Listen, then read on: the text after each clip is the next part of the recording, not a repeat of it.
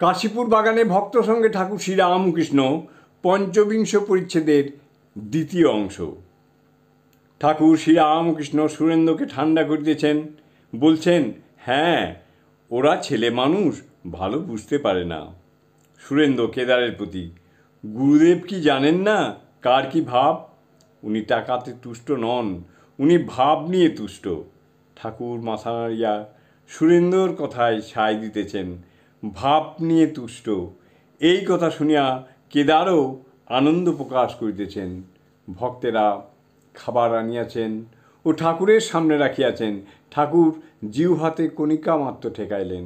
সুরেন্দ্রর হাতে প্রসাদ দিতে বলিলেন ও অন্য সকলকে দিতে বলিলেন। সুরেন্দ্র নিচে গেলেন।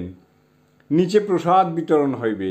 শ্রীরামকৃষ্ণ কেদারের প্রতি, তুমি বুঝিয়ে দিও, যাও একবার বকাবকি করতে মানা করু।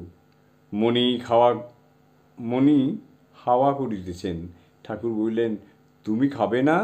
মণিকেও নিচে প্রসাদ পাইতে পাঠাইলেন।